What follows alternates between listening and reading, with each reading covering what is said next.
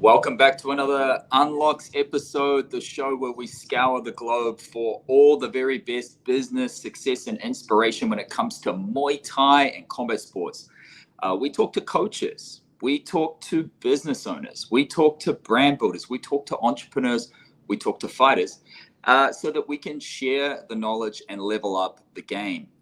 This is just so that you guys can have a bigger impact on your communities, wherever you may be. So hopefully draw some inspiration. If you do, make sure to like and share it, and make sure to tag in any of the guests that we bring on here. So that brings me to today's guest, who is actually an entrepreneur, a fighter, an author, and a coach. All of that bundled into one little source of joy. So thanks for being with me, Jaz Lopes. Hi. Hey, how's it going?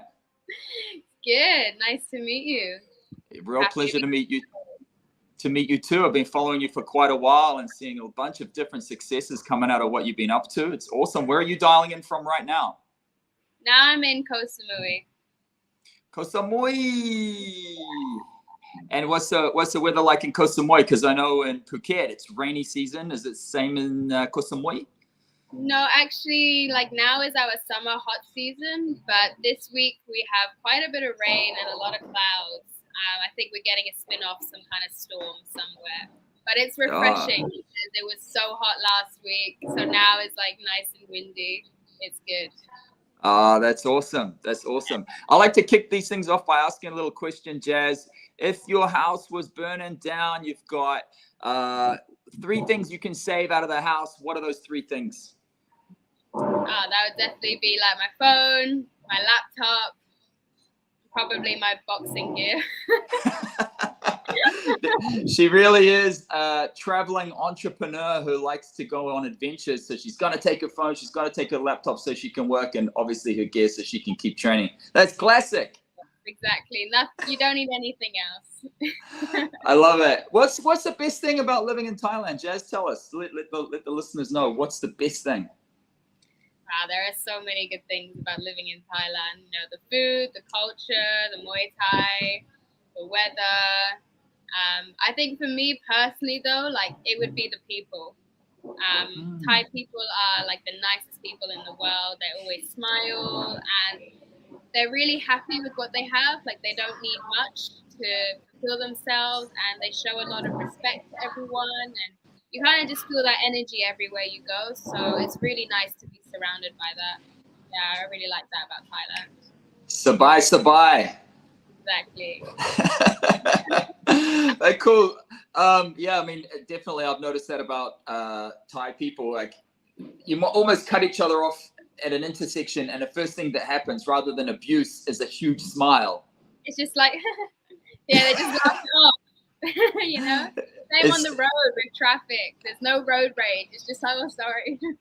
It's so good. It's so good. Your personal journey, Jaz, from sort of being a shy kid, I've read your bio, and then you become this like super confident Muay Thai athlete. It's quite remarkable. So tell us a little bit, how did your Muay Thai journey begin? So I started Muay Thai when I was younger, like 13, 14 years old. And for me, it was just a way to get fit at first, because like every kid, like I was a little bit chubbier. So I just wanted to get fit, lose weight, tone up. And then I started Muay Thai. And then I was training maybe 2-3 times a week, and I was seeing like amazing results. I was losing weight, like gaining a little bit of muscle. I could do push-ups. Like I didn't know any girls at that time that could do push-ups. It was pretty awesome. So yeah, it just was a fitness thing for me, and I thrived on that. And then only later, like a few years after, I thought about actually competing. So yeah. Great. Yeah, and was that like a natural progression? You know, you'd been staying with the same gym, the same coach, and you'd just been training every day, and it was sort of an idea, or how did it come about, like going into competing from training?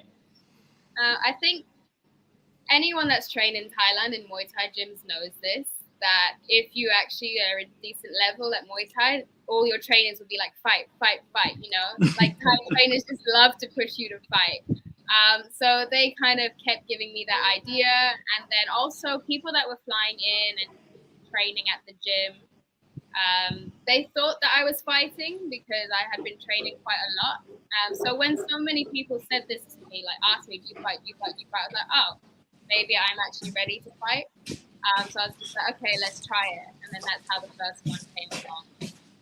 Brilliant. It's a cool little journey, right? So you're around about 15 and you start testing yourself. You've got all your skills, start fighting, feel the energy of the gym. Have you stayed at the same gym the whole time, or have you tried a few different gyms? Yeah, like I've been to different gyms just to try them out. But I've lived in Samui my whole life, so I've just stayed with my gym, Super Pro. And I mean, the trainers are like my family, so they're all like big brothers. I couldn't imagine being at any other gym, to be honest. So nice, right? Just having that whole transition, the whole period, just that big support system. I love that.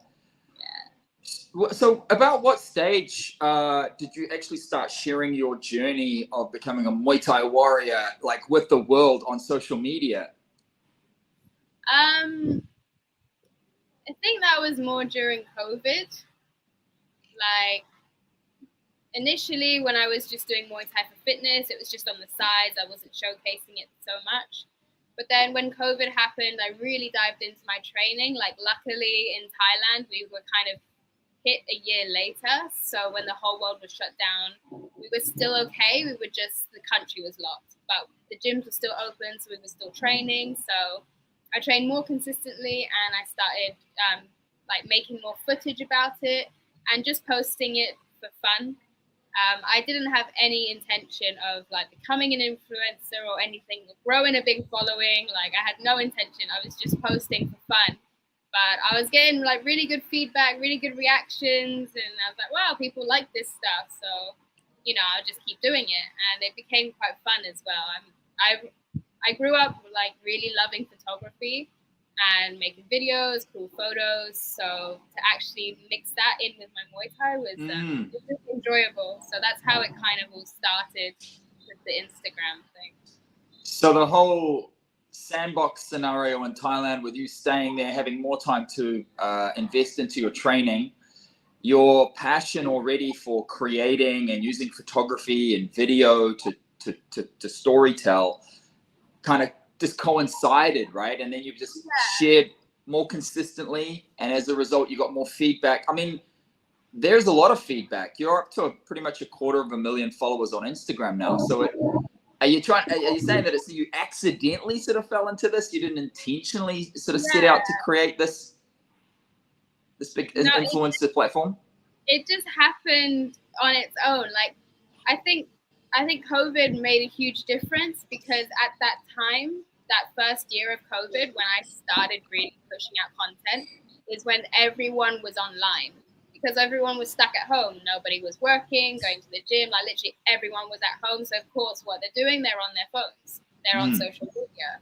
So I think all that traffic actually made a big difference with the amount of people that would see my footage, unlike if COVID didn't happen. So I think that actually helped quite a lot in me starting to grow my page. That's interesting. So this situation that occurred really kind of helped boost you and give you a lot of visibility. And I suppose a lot of people being locked up at home, seeing your lifestyle, living in Thailand, training on the beaches and in the gyms, was very aspirational for people. And like, and it's an escape watching your content. Because I try to remember, like when I first come across your content, I was like, man, she's just living the lifestyle. Yeah, I think a lot of people felt the same way. That's really good. And then you got really consistent, and then you got the feedback. And so really you sort of feel the difference between what you were doing then. You were just being consistent. You were sharing what you were loving doing. Now that you've sort of grown it into more of a business, like, do you feel that, you know, your cadence and your how you show up intentionally online and being strategic, do you think that's changed at all from when you began to now? Yeah, absolutely. Like before it was just kind of for fun. But now that it's become a bigger thing, almost like a business, I feel like I have certain expectations to reach, like the amount of times I'm posting a week, what kind of content I'm posting. So now, like in the last year, I've had to plan out my content a lot more, like schedule things, really think about what kind of image I want to get across and what kind of message I want to be showing to people. And also like interactions with other brands and businesses. So definitely it has changed a little bit the angle of me using Instagram, but still the same way. I'm just shooting, training, and showing content of things that I love to do. I love that. And so take us back to the first online product. So first of all, you began with just showing up online and sharing stuff, and then you sort of took all of that attention, if you will, and moved it into actually creating a product that could solve people's needs, which is getting them the fitness lifestyle they desire. Remember that first product that you shared. Can you remember your first customer, someone who actually paid you for a product that you made online and said, yes, I want it? Can you remember that? So yeah, vaguely, yeah. The first few. Yeah, it's quite an amazing feeling because it's not just somebody following you or liking your photo. It's very easy to do. But yeah, when someone actually sends you money, like, you really start to understand your value. And this actually was a huge turning point for me in my confidence level because I knew what I was doing was kind of inspiring people, but I didn't really realize at what level. And then when I started seeing money coming in and like people actually valued what I was doing and they actually wanted to learn from me, and I was like, oh, okay, I must be doing something right. So that really helped me motivate. That really motivated me to keep pushing forward and making more content, products, you name it. Yeah, I mean, like looking at it now, how much time does it take? Is it a full-time thing? Like, what else are you doing with your time? Are you studying or you're training?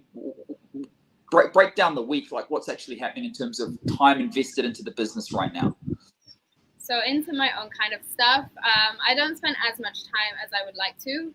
Also because I haven't been with training, I haven't been able to put my full attention into making whole like online programs and courses, workouts, things like that. It takes quite a lot out of me while you're training. So it's still a little bit of a side hustle to me, but it is growing every month. But yeah, my weeks mainly consist of training. I train twice a day, every day. So I spend 4 or 5 hours either training or getting ready to train, driving to training, things like that. But I also do work online, social media management, just to make like a basic income to pay all the bills that I have to do over here. And then my stuff is just for fun, a little bit of profit, and just to see where it goes. Yeah, that's. There's no pressure on my own business either. Like I don't have to rush into making anything. I put all of my time and effort into something. If it takes longer, that's okay because I'm able to sustain myself with other things. Yeah. So yeah. That's nice, right? To have that almost walk away power. So it's still, as you say, a side hustle, but it's growing and you don't necessarily have any big expectations on it. It gives you that walk away power, as it were.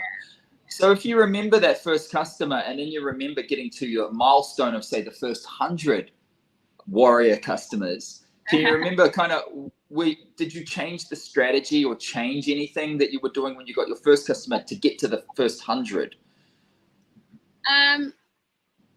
I think with the foundation, it all stayed the same. Like obviously, I got a better camera. I invested in like mics for better sound quality. So the quality of all my stuff, I got better because I was like, okay, it's worth investing the money into getting all these tools to make better products because I'm gonna make the money back. But I've tried to keep everything the same, like real, like body weight workouts, real talk about mindset, body training, health. So the foundation has stayed the same, but the only thing that's changed is I've been able to invest more money into equipment and things like that, and online courses to help me learn like how to sell or like sports science, sports nutrition, all things like that. I've invested quite a lot of studying into that, so I can actually know what I'm talking about a little. Yeah, I mean, there's the proof of what you do because you're a practitioner, and you've got the proof of it because you're an athlete.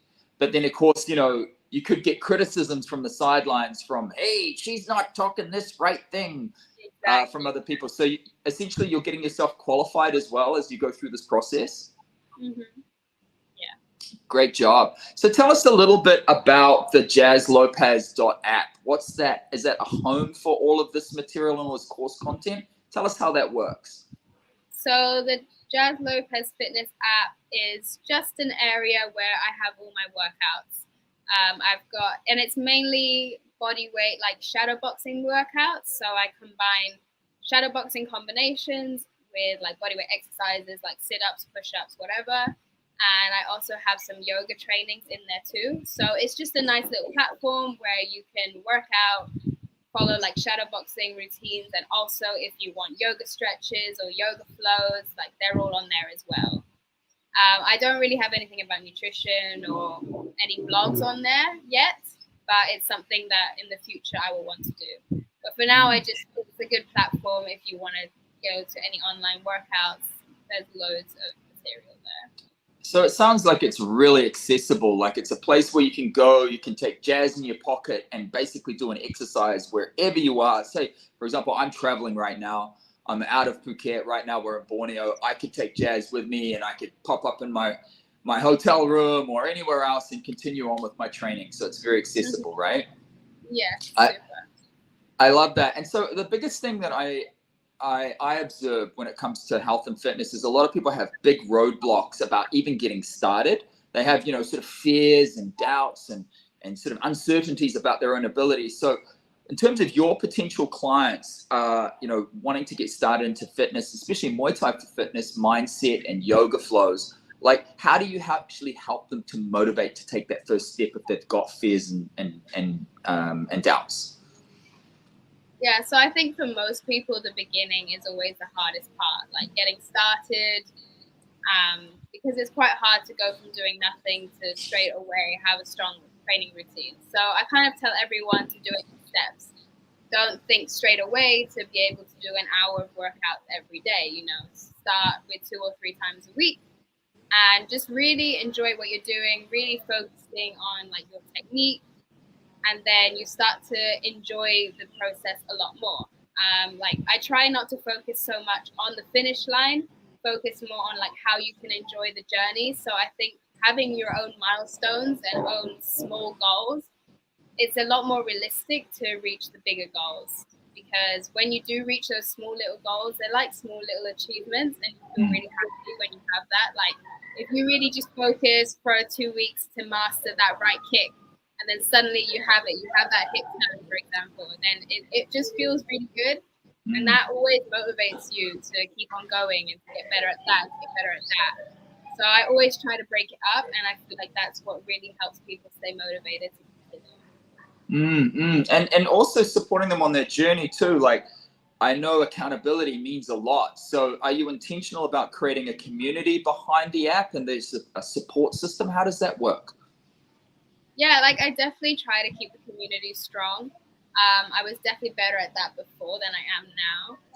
But I have a little like message and group chat on the app. So if people do have any questions about the workouts, they can message me. They can also review things. So I really appreciate it when people actually review my stuff. Not because I want to hear like, oh my God, that's so good, thank you. But more if they have critical feedback or if they struggle to understand like my instructions or anything like this, I really like to understand like what problems they might have, because then I can make my content better and that will help them to understand the workouts a lot.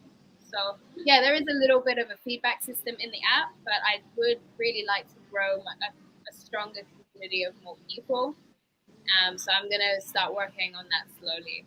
Oh, look out for that. Jaz is moving up. She's getting strategic. In terms of being strategic, collaborators with other influencers and other brands, are you doing that at the moment currently on social media to expand your reach and grow your audience? Like if you are, how do you approach those sorts of partnerships? Yep. So when it comes to other brands or other gyms, like sometimes I have people reaching out to me and either offering me product or offering me free something in exchange for like a photo or a video. And this gets shared onto both of our pages, of course. I find that really, really valuable because, of course, they get access to my audience, but I also get access to their audience. And for me, that's a great way to actually share what I'm doing, to share Muay Thai with so many other people. And then in regards to training at other gyms or using companies' gear, like you just reach so many different audiences in different countries and they have different interests. So it's a really nice way to connect to so many people. And yeah, your audience just gets bigger and bigger with collaborating. Really like to do it. And with other influencers and other creators too, are you collaborating with other influencers and collaborators outside of brands or gyms? Just general creators? Yeah, other creators and just sort of, vibing off each other and sharing each other's content and shouting each other out, things like that. Not as much as I like to. Just because, not because I'm against it, but I just haven't really found some people to collaborate with or haven't found the time to connect with other people. And I've also developed quite like a rigid like posting schedule. So I have very strong ideas of what kind of content I want to produce. So I've mainly just been focusing on that rather than finding other creators to collaborate with. But I'm definitely open to doing it more.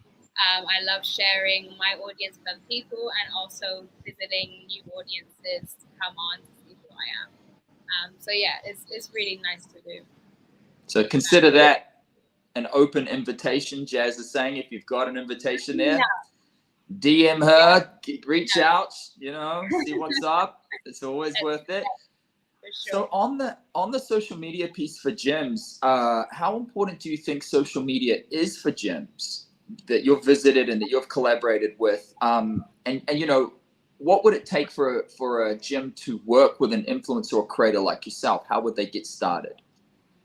I think it's super important for gyms to have a high social media profile, especially nowadays. Like, no one's really searching into Google what gyms are in Thailand. They're going on Instagram, saying like Muay Thai gyms Phuket, Muay Thai gyms Bangkok. So then they're looking on Instagram, Facebook, YouTube to see the gym facilities, what the training is like, the community, also looking at comments and how many people are following the gym, because of course a high profile gym with loads of followers and an amazing feed is going to make you want to go to that gym. So I think in terms of social media, it's really, really important. For me, like if a gym was going to reach out and they wanted me to be the influencer and like promote them a little bit, I think it would kind of depend what gym it is and if I wanted to travel to that area. If I'm already going somewhere and they would happily offer me free training or time sessions, I would definitely do it. But I think if it's a gym that you're not planning to go to or in that area, then they need to pay for all your expenses. Yeah. If they want you to promote their gym. So it's kind of like it would just depends on the situation. Yeah, and I guess in your scenario, I mean, outside of being, you already are a Muay Thai athlete, there's a lot of credibility in bringing you over because you also create the content, influencer / creator. And it's very valid because you are an athlete. So, you can give an honest appraisal, and that appraisal, because of the audience that you've built up over time, is actually worth something. Yeah.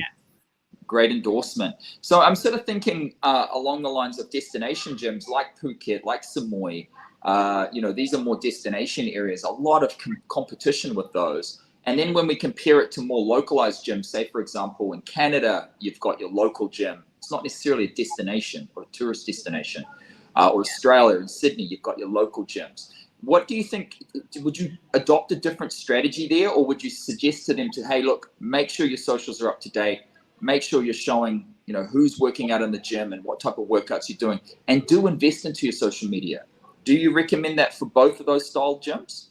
Yeah, absolutely. I think at any gym anywhere, you really need to work on your social media profiles, especially with this day and age. And even if you're a local gym, if like you're not on a tropical island, for example, you don't have much to show, then really focus on your training, show why your gym is different to others. Maybe you have a really good coach, maybe you have good equipment, maybe you have a different kind of style in your classes, whatever it might be. Like there's always something unique about every gym. So I think wherever you are, it's important to show that on your social media.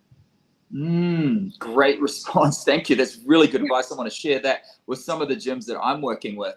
So thinking now about fighters, because there's a lot more fighters than there are gyms. I get a lot of questions a lot of the time, like fighters saying, hey, look, how do I build my influence? How do I kind of get started with building a community? And I see you've built an influence, you've built an audience, but then you've served them to help them by actually giving them products that are actually going to help them. So you've got a pathway for them.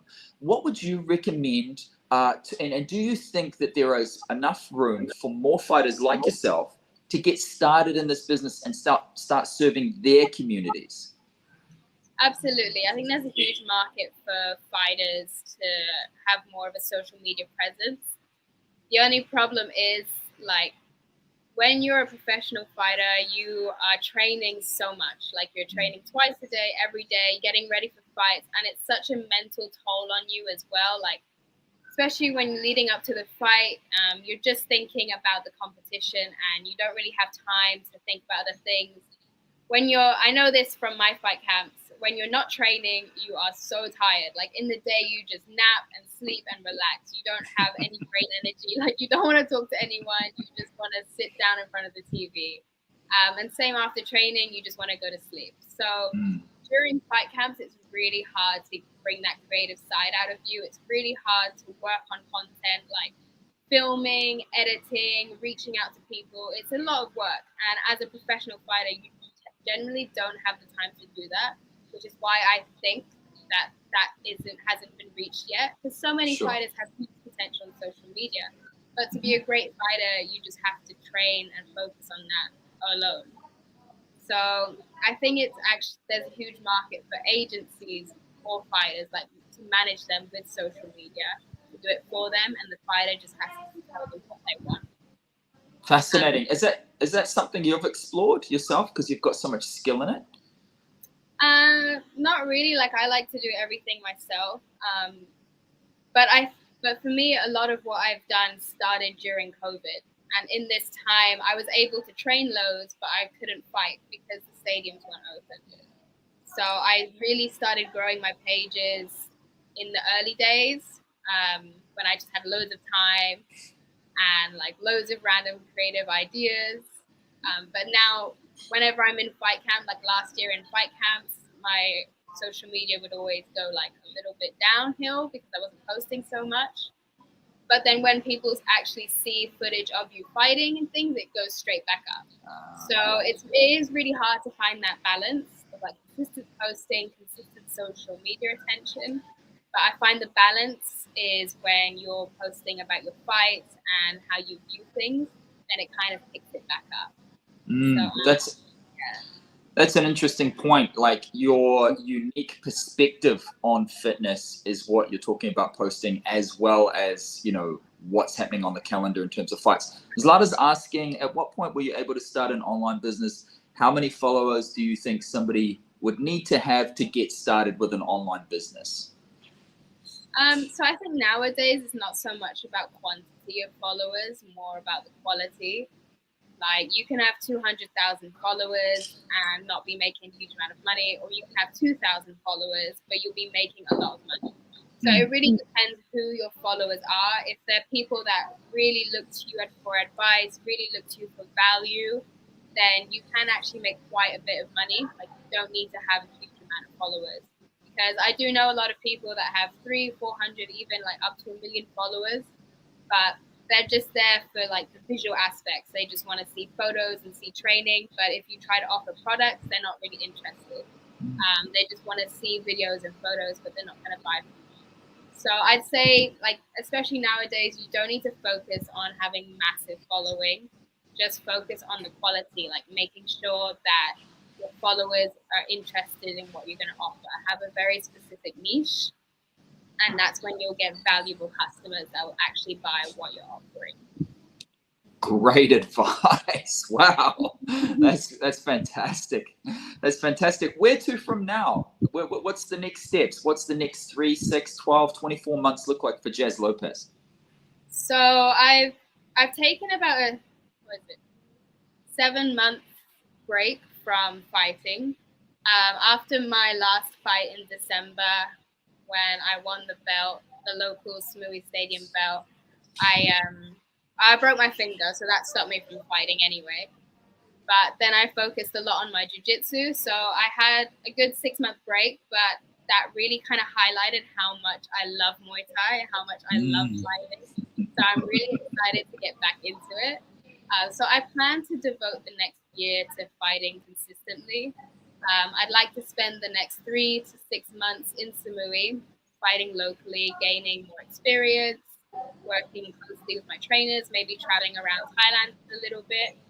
And then hopefully next year move it up a level, maybe fighting in Bangkok, a little bit more professional level. And Amazing. also trying to grow my online business at the same time, which will be a challenge. But I'm up for it. Yeah, I love it. And potentially offer more products. Is that what you're thinking about doing? Offering more in the value chain? So I am at the moment developing an online program, which will consist of like Muay Thai, mindset, yoga, and nutrition. So everything in one package that if people really want some guidance, I'm happy to coach them. So I'm going to have a whole program with that coming out soon, hopefully next month. So keep your eyes on that. It'll be good. Get some one-on-one coaching with me. It'll be really fun. And other than that, I'm thinking about starting a new book, but this took me a lot of time and effort for the first one. So let's see how long the next one takes. Hopefully from the key learnings from the first one, maybe the second one might be a little bit easier. Maybe. I love it. So just to clarify, you're training at Pro Samui, that gym over there. I don't know much about it. Can you tell us quickly a little bit about that gym? Super Pro. Is that the one with the swimming pool? Yes. Tell us a little bit about that gym. Yeah, so Super Pro Samui has been around since like 2006, I believe. So quite a while. And at the moment, they've just finished building their swimming pool. It's the largest swimming pool in Samui. And they're also building a new kind of area for MMA. So we're going to move the jiu-jitsu currently at Super Pro is going to be in the new building, and that's called Royal Fight Club. So they're going to have jiu-jitsu, MMA, and I think a few other things. It's going to be a massive gym with such a big variety of activities. Like, I think that's what's kept me at Super Pro for so long is it has Muay Thai, CrossFit, HIIT workouts, jiu-jitsu, yoga, swimming. Now MMA is going to come. So it has everything you need. And the family there, the vibe is always good. And you've got people traveling from all over the world all the time. So it's an amazing place to meet people. So yeah, if you ever do happen to come to Samui, check it out. Nice. I think we're excited. Definitely, it sounds like the Disneyland of combat sports. Super Pro Samui Gym. Yeah, definitely, we want to check that out. Well, with that, I want to say thank you so much for taking time out to share knowledge, share wisdom, share insights about your journey, and hopefully people pick up some great tips from you. Thank you so much, Jaz Lopes. Thank you so much for having me.